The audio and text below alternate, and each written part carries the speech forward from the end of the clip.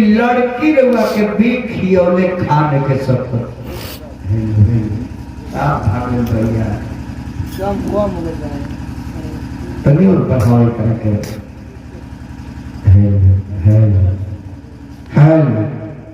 पहले खड़े करो तनी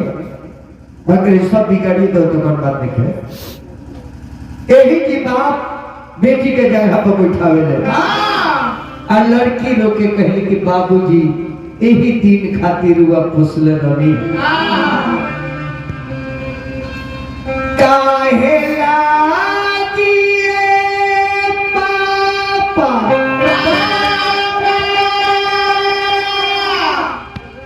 अरे पुखारा खोदावनी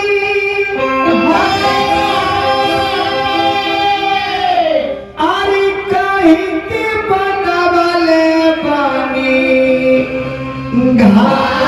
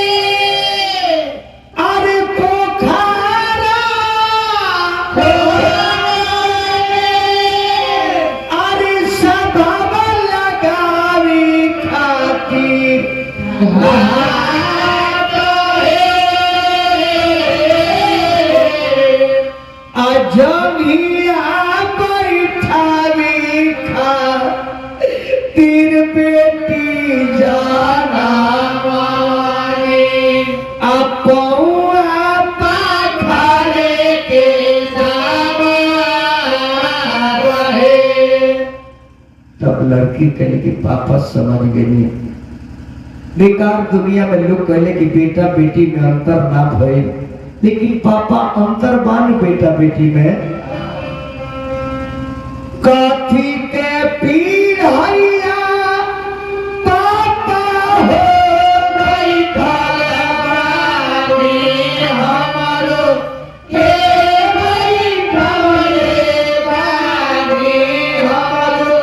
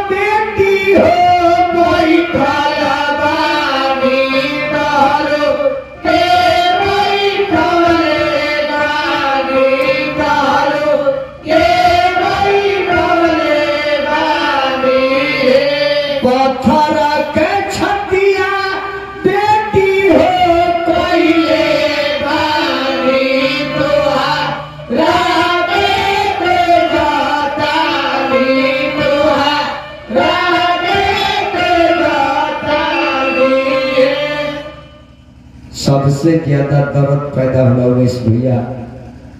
लड़की के बाप पागल हो जाए जब मेरा आंगन में कन्यादान होला ना आंगन के जितना भी लाइट रहेला सब रोए लागेला भगवान प्राकृतिक भी दुखी हो जाले कि आज जो लड़की कुमारी रहली है कुमारी यानी कुमार लड़की दुर्गा हो आज दुर्गा के लोग गुलाम बनावे जाता तो प्राकृतिक भी रोए लगेला अब बाप तब पागल हो जाए पागल ओबरा के आंगन में जाके कह दे सुल्तानी सामान कहाँ बा कौन सामान कहाँ बा हमरा से केहू बोलो मत हमर मोती ठीक नहीं है ओकरा बाप लड़की से पूछ दे कि बेटी हम का कह देंगे हमरा तो कुछ बुझाते नहीं है कौन गारा बेटी हो साझे बेरिया लागी हो गई साझे बेरिया लागी हो गई कवन गारा हडवा भी मूसा कवन गारा हडवा भी मूसा कवन गारा हडवा बेटी बड़ुआ बिचारा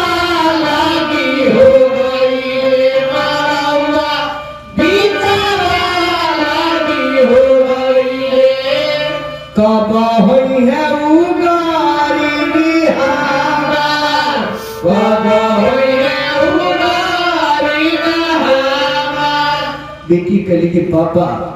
पापा रोई मत पापा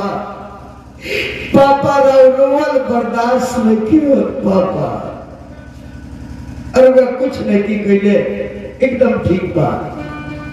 चांदा गारा हनवा पापा हो साझे बेरिया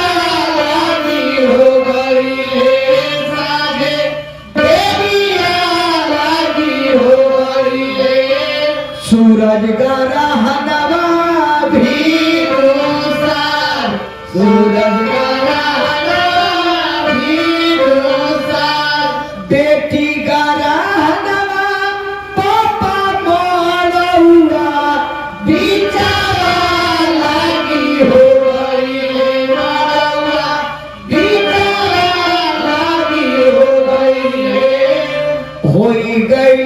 उगारी न तोहार होई गई उगारी न तोहार फिर उमेश भैया हमारे के हजार पुरस्कार दिल बनी हार्दिक हार्दिक शुभकामना बा परिवार में मंगल के कामना करते हैं धीरे धीरे बोलता है इतना धीरे पहले बोलता है जब बाप कन्यादान करके निकले ले तब भाई बेचारा पलंग पर रोते रोते सुत गए बा लोग जाके लड़की के भाई के बुला ले अगला और भाई बहन के जब नजर पड़ेला ना तो देखिए बाप रोवेले बेटी खाती माई रोवेले बेटी खाती बहन रोवेले अपना बहन खाती लेकिन भाई काहे रोवेला भाई के रोए के कारण रोला ये भाई रोवेला जे बहनिया रहल हिया यहाँ का लड़ाई करत रहल हिया एक थप्पड़ मारी देतनिया रोवत रहल हिया लेकिन सुत जातनिया त जगह के पढ़े उहे भेजावत रहलिया तब भाई लोग खातिर रोला जब हमरा के जगाई के इस जानी भाई जब अगना में पहुंचे ले सखी लोग कहे लावा मेरा वाले भाई अरे लाऊआ मिलावा लक्ष्मी भैया बहिना तोहार अरे अंगूठा धारी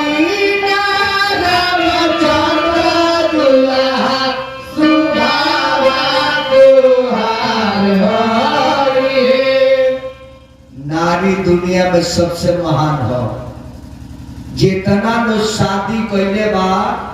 सबे अपना औरत के गोड़ पर गिर के बियाह कैले बा बे नारी के गोड़ पर गिरले शादी ना होला जब दुल्हा गिर जाला तो लड़की रिगावेली सब गिर गले रे हमरा बबनी के गोड़वा पर गिर गले सद गले रे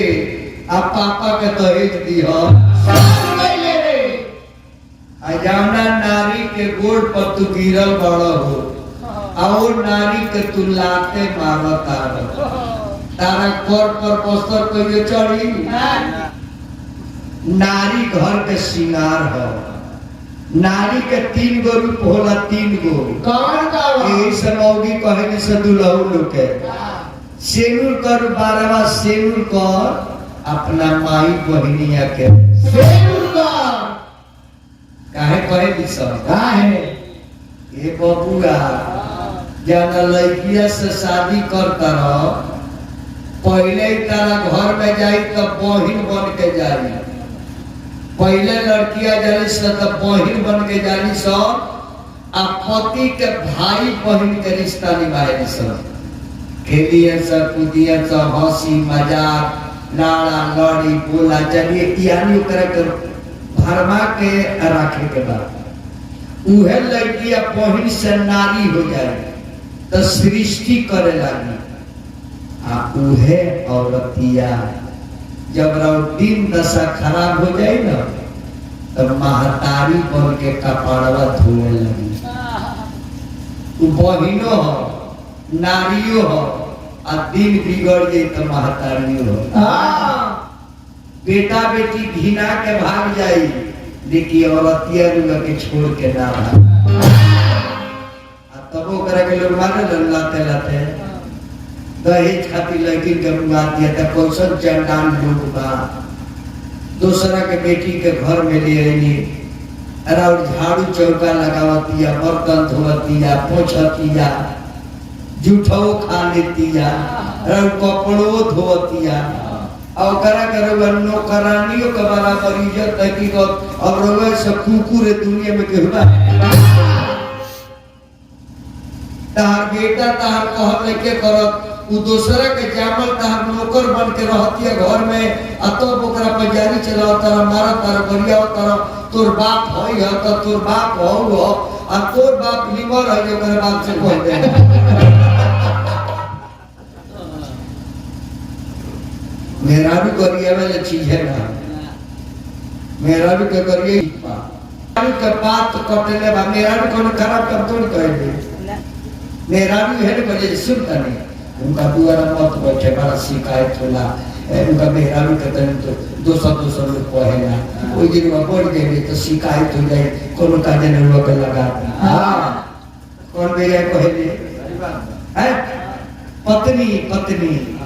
जो पति को पतन होने से बचाती है वही तो पत्नी कहलाती है आइले जा माना करी तो है डेढ़ा बिलाई मौगी करी उनका के मैं जमल छिनिया दूसरा डिजाइन के सुलेमानी रानी के विषय में सुलेमान वो खराबी है हां